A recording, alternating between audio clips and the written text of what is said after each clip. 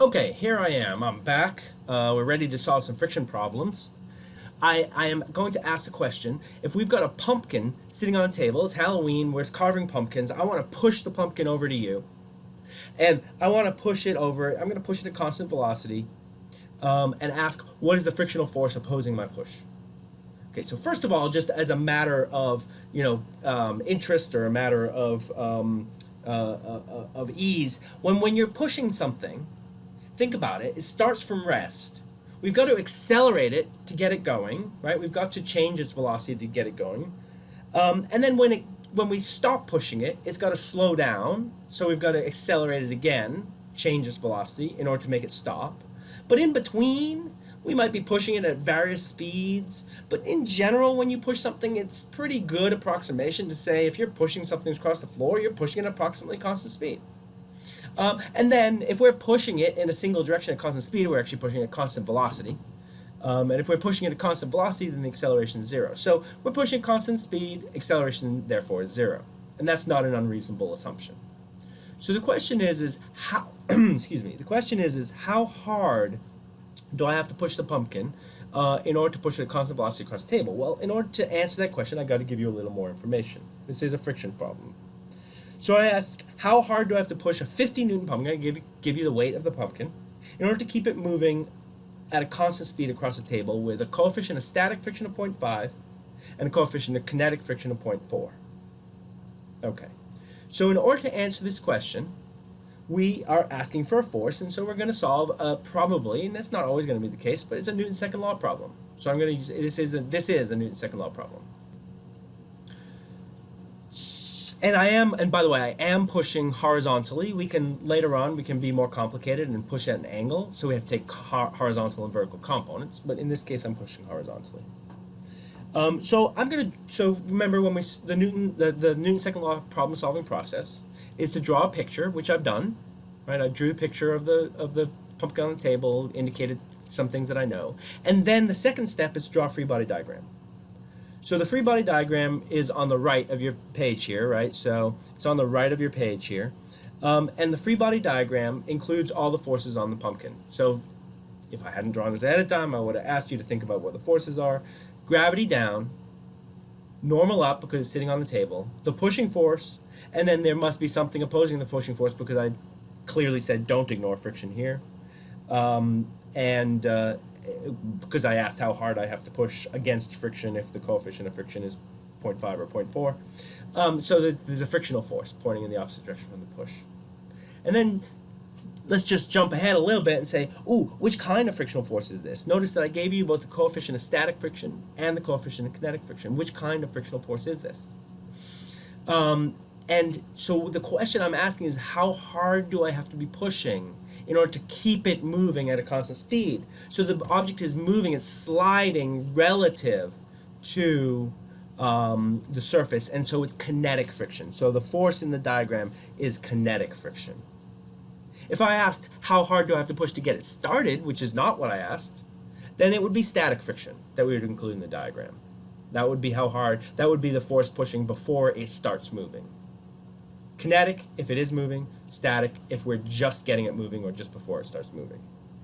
That's step 2. Step 3 is to draw to choose your axes, choose your positive directions. So the first question is what's the direction of acceleration of the pumpkin? Well, that's a trick question because it's not accelerating. Remember, we just said it's moving at constant velocity. It's not accelerating. But the direction of motion is horizontal. So we're going to choose, we can choose, it doesn't matter what we choose as x and y because it is not accelerating. Typically we choose x as the direction of acceleration, but it's not accelerating. But I'm just going to choose x instead as the direction of motion. So plus x to the right. And therefore plus y perpendicular to that, up or down, doesn't matter at all. Okay, so those are my directions. What's the next step? Think about it. Next step. Next step in the problem solving process is to write down Newton's laws. So ignore the stuff circled in yellow and the arrows and just look at F net equals ma. That's the next step. We're indicating we know we want to use F net equals ma. And we know that we want to use the x component of the net force is equal to m times the acceleration in the x direction. Y component equals to m times the acceleration in the y component. We separate those components. That's step 4, 1, 2, 3, 4. Step 5, And this is where it starts to get messy. Step 5 is to identify, and actually maybe I can just erase some of this. Step 5 is to identify the left-hand side of Newton's second law, to identify the net force from the free body diagram. You're literally just reading the forces off of the free body diagram. So if we want to know the net force in the x direction, we look at the free body diagram and we ask which of the forces are in the x direction. And so we get plus F push, that's in the plus x direction, minus FFK, the coefficient, the kinetic frictional force. Those are the forces in the x direction. That's step 5. Step 6 is to identify the right-hand side of the equation. In this case, m times acceleration, the mass, which we could figure out if we needed it, times the acceleration, but the acceleration is 0, right? It's not accelerating. It's moving constant velocity.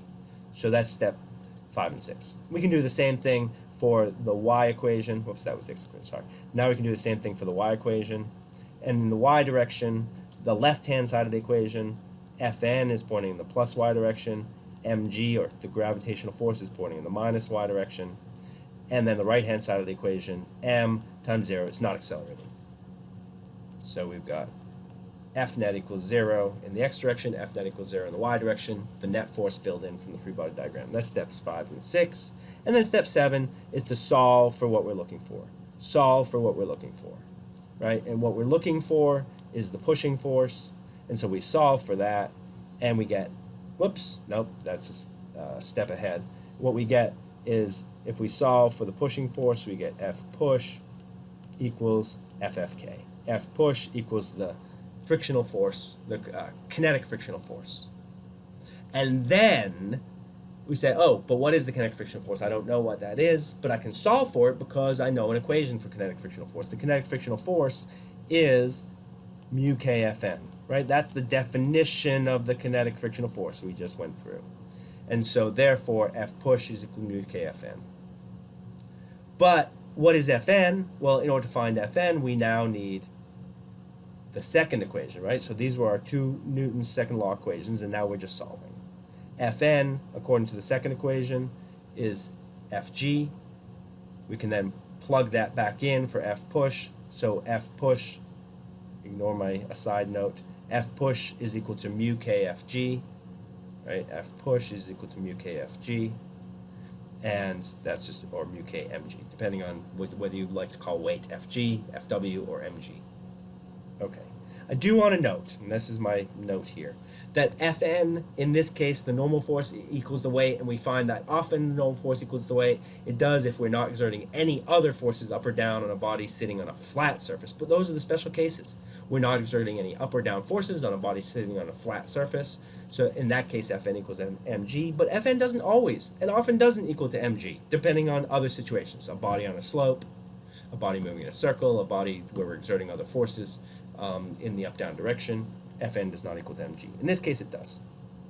So we can go ahead and go back to the problem and say, oh, we can plug in F push equals mu kmg. Mg is the weight, 50 newtons, so the pushing force, in order to keep it moving at constant velocity, is 20 newtons.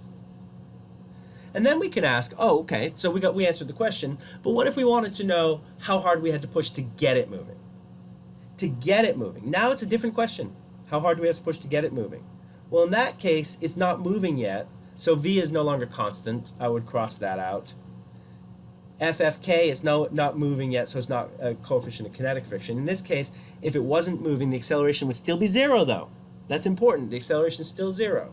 Sorry, I went off camera there. I'm looking from the side. And the frictional force would then be static, not kinetic. So all that would change here is the free body diagram. The sub k would change to a sub s. And then we go to our equations, and what changes? Nothing more changes. We still have no acceleration. If I want to know, again, let's look at this equation, right? This one here that I'm circling in yellow. I want to know how hard I have to push in order to overcome the static frictional force. Well, in this case, right, going through the problem-solving process, the only thing that changes is that FFK turns into FFS, the static frictional force. And if I'm pushing at the maximum above which it's going to start moving, then we're at FFS max. So all that would change here, if I want to know how hard I have to push in order to get it moving, then FFK would turn into FFS max. That would be the maximum frictional force. If I pushed any less, then it would just be FFS, and F push would equal to FFS. And so then I can go how much force is required to get it started. F push must equal FFS max, which is mu S mg. Right? FFS max we would solve it in the same way. It's still mu S Fn, and Fn is mg. So it's mu S mg, and mu S is 0.5. So that would end up being 25 newtons. 25 newtons to get it started, 20 newtons to keep it going. So the force to keep it going is less than the force to get it started. Okay.